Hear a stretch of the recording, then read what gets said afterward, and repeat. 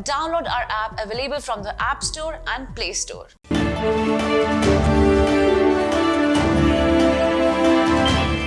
Hello and welcome to Medical Dialogues, your daily dose of health and medical news. I am Dr. Nandita Mohan. Let's look at today's daily bulletin. The Supreme Court has deferred the hearing for the petitions seeking NEET PG 2023 postponement. A bench comprising Justice S. Ravindra Bhatt and Dipankar Datta heard the appeals and adjourned the matter till Monday next week, that is 27th of February. The National Medical Commission has issued its speaking order disposing of all pleas for NEET PG 2023 postponement.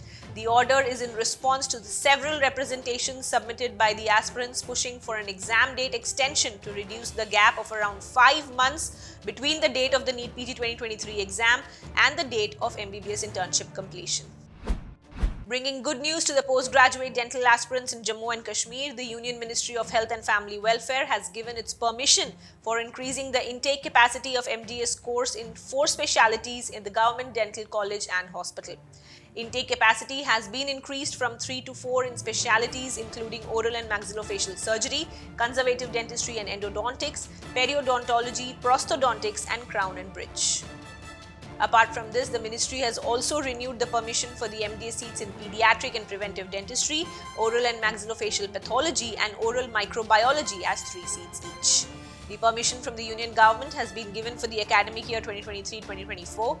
Due to the Health Ministry permission, the total intake capacity of MDS courses at the institute has increased to altogether 28 seats in 8 specialities. In a significant development, pharmaceutical major Sun Pharma has got the go-ahead from the Subject Expert Committee, that is the SEC, functional under the Central Drug Standard Control Organization to manufacture and market the popular antidiabetic fixed-dose combination drug comprising of dapagliflozin, propanediol monohydrate, sitagliptin and metformin hydrochloride. This came after the company presented the committee with the clinical report of the FDC dapagliflozin propanediol plus sitagliptin plus metformin hydrochloride tablets. Researchers led by pediatric endocrinologists at Joslin Diabetes Center recently completed a phase 3 clinical trial that assessed the efficacy and safety of 2 different classes of oral agents for the treatment of type 2 diabetes in young people aged 10 to 17 years. The trial demonstrated that one of the 2 anti-diabetic therapeutics, both of which have already been proven safe and efficacious in adults, provided clinically meaningful and statistically significant improvements in glycemic control in young people, while the other did not. As part of the diabetes study of linagliptin and empagliflozin in children and adolescents, or DYNAMO for short, the researchers assessed the efficacy and safety of empagliflozin and linagliptin, 2 well-studied oral agents with demonstrated safety and efficacy in adults with type 2 diabetes in children and adolescents with type 2 diabetes.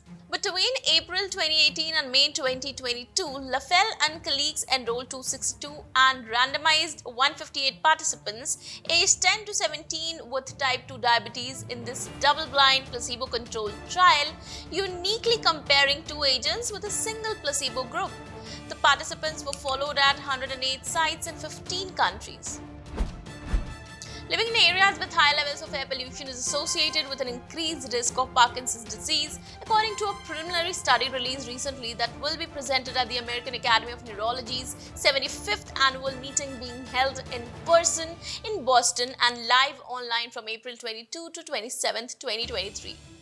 The study looked at fine particulate matter PM2.5, which is less than 2.5 microns in diameter. Fine particles come from motor vehicles exhaust, the burning of fuels by power plants and other industries, and forest and grass fires. The study involved more than 22.5 million people enrolled in Medicare in 2009. Of this group, researchers identified 83,674 people with Parkinson's disease. Researchers mapped where study participants lived across the US and calculated the rates of Parkinson's disease for various regions.